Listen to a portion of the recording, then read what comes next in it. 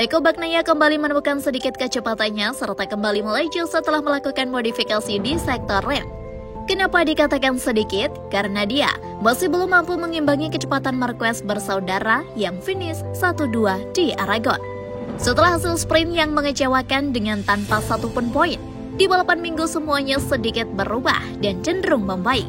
Meski tidak langsung ngejos bisa mendekati performa Mark. Semuanya menunjukkan bahwa pembalap Italia itu kembali ke kelasnya sebagai bagian dari pembalap elit MotoGP. Pecco merayakan podium 3-nya dengan penuh semangat. Sebelumnya, Pecco Bagnaia terlihat putus asa. Juara dunia 2 kali kelas MotoGP, Francesco, mengatakan ia berada di titik terendah dalam karir MotoGP-nya. Dalam balapan sprint di Aragon, Bagnaia tersandung dari satu masalah ke masalah yang lain. Dalam balapan jarak pendek itu, bahkan dia gagal meraih poin kejuaraan dunia. Namun pada minggu pagi, Pecco bisa merasa sedikit lebih lega sebelum sesi pemanasan. Tim telah melakukan adaptasi pada motor Desmosed DC dengan nomor 63 itu. Sebuah hal kecil yang merupakan ide dari kepala kru Gabarrini, namun berdampak besar pada performa Pecco dan hasil balapan. Pecco Bagnaia yang memulai balapan dari posisi 4 dan cukup percaya diri setelah tikungan 1 untuk memacu motornya di lintasan dengan komitmen penuh ala Pecco Bagnaia. Namun Bagnaia tidak dapat membendung rekan setimnya untuk menang, meski sempat berada di posisi kedua untuk waktu yang cukup lama. Namun akhirnya 2 finish ketiga, tertinggal sekitar 2 detik. Sementara dalam balapan sprint, dia tertinggal 14 detik. Pecco menyimpulkan tentang kondisi balapannya, terlepas dari hasilnya, bagi dia, perjalanan menuju garis finish bagaikan sebuah kemenangan. Pecco Bagnaia adalah pembalap yang paling banyak memenangkan balapan dalam 3 tahun terakhir. Aragon merupakan momen penting. Ini bukan hanya momen kebangkitan dirinya secara pribadi, tetapi juga untuk hubungannya dengan Ducati. Di klasemen kejuaraan dunia, Bagnaia semakin tertinggal dari para pembalap Spanyol. Namun setidaknya tekanan dari belakang oleh Franco Morbidelli berhasil dihentikan. Satu hal yang kami ubah adalah sistem pengereman. Para teknisi telah memodifikasi cakram rem sehingga kami dapat mengurangi gejala mengunci secara signifikan saat deselerasi penuh atau menurunkan kecepatan, yang meningkatkan kepercayaan diri saya saat menikung, kata Bagnaia.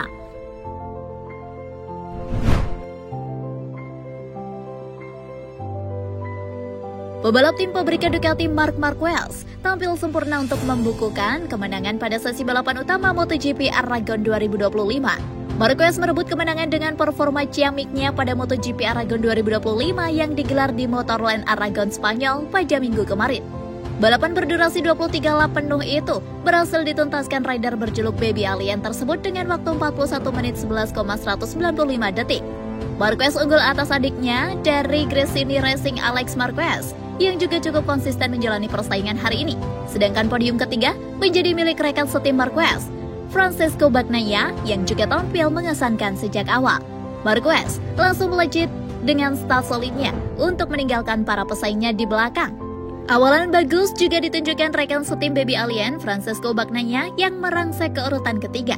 Persaingan sengit juga tersaji untuk memperebutkan posisi keempat, di mana ada 2 rider Red Bull KTM, Pedro Acosta dan Brad Binder, saling bersaing. Bagnaia harus kehilangan posisinya setelah Acosta berhasil meningkatkan ritme lajunya untuk berada di urutan ketiga. 3 lap berjalan, Marquez belum tergoyahkan dari urutan pertama dengan mencatatkan gap sebesar 0,283 detik atas adiknya Alex Marquez di Gresini Racing. Bagnaia harus berjuang keras untuk mempertahankan posisinya dari ancaman 3 rider sekaligus termasuk Franco Morbidelli. Pembalap Pertamina Enduro VR46 Racing Team itu harus melorot ke urutan ke-6 setelah lajunya melebar di tikungan 5 sehingga Binder berhasil menyalip. Balapan MotoGP Aragon 2025 berlangsung 7 putaran penuh. Marquez masih berupaya untuk menegaskan jaraknya dengan Alex, di mana dia sempat mencatatkan fastest lap. 1 putaran berselang, upaya Marquez mulai membuahkan hasil di mana dia untuk pertama kalinya mencatatkan gap melebihi 1 detik dengan Alex. Yellow flag berkibar untuk pertama kalinya setelah rider LCR Honda Johan Zarco mengalami crash saat melaju di tikungan 12. Peningkatan race pace juga ditunjukkan Bagnaia, di mana dia mulai mendekati Alex yang kokoh di urutan kedua sejak awal lomba. Tak berselang lama, Quartararo juga tergelincir dan crash di sektor 1, tepatnya di tikungan 1, sehingga yellow flag kembali muncul. 5 lap terakhir, Marquez semakin menjauh dari Alex, di mana kini memiliki gap sebesar 2,3 detik.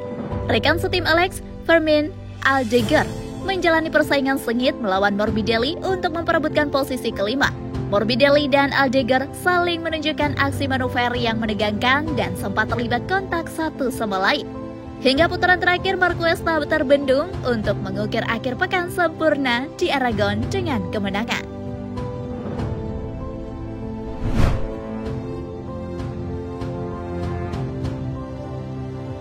Fabio Quartararo terus berjuang dengan beberapa masalah Yamaha pada Sabtu di Aragon, tetapi sejatinya ia mengalami peningkatan yang signifikan dibanding Jumat. Fabio Quartararo berhasil memperbaiki situasinya pada Sabtu di Motorland Aragon. Terlepas dari kenyataan bahwa ini adalah trek yang tidak disukai, ia menyelesaikan balapan sprint di urutan ke-11. Pembalap Prancis itu membuat langkah besar ke depan dibandingkan dengan hari Jumat di mana ia tersesat di atas M1-nya. El Diablo menjelaskan dalam pernyataannya bahwa ia mengalami masalah traksi yang serius dengan Yamaha, sesuatu yang akan memaksa perusahaan berbasis di Iwata itu untuk bekerja pada bagian elektroniknya. Hal itu membuahkan hasil. Quartararo yang menempati posisi ke-18 pada latihan Jumat berhasil melewati Q1 di posisi kedua dan naik ke P9 di kualifikasi utama. Dalam sprint, ia mencoba untuk bertarung dalam balapan, tetapi ia disalip dan juga kehilangan posisi dalam beberapa insiden, seperti manuver pengereman saat Maverick Vinales melewatinya. Quartararo puas dengan hari kedua di Motorland. Meskipun balapan berlangsung buruk, ditandai dengan masalah getaran, pembalap bernomor 20 ini sempat ragu apakah akan turun di sprint dengan ban belakang medium, seperti yang dilakukan oleh pembalap seperti Fermin Aldeguer. Namun, akhirnya memilih menggunakan ban soft, seperti kebanyakan pembalap lainnya. Juara MotoGP 2021 menekankan bahwa dia masih merasa lebih baik hari ini daripada hari Jumat, ketika motornya bahkan berbahaya untuk dikendarai. Perubahannya dilakukan antara hari Jumat dan Sabtu membantu Quartararo dan Yamaha untuk terus memanfaatkan perangkat elektronik dengan baik. Trek Aragon yang memiliki grip rendah menjadi tersangka utama untuk mengekspos kekurangan cengkeraman motor YZR-M1 Yamaha. Dan sayangnya, bagi Fabio Quartararo dan pabrikan asal Jepang tersebut, masalah ini menjadi makin parah. Yang lebih parah lagi, Yamaha milik Quartararo menjadi yang paling lambat saat melewati speed trap. Hampir 10 km per jam lebih lambat dari KTM milik Brad Binder.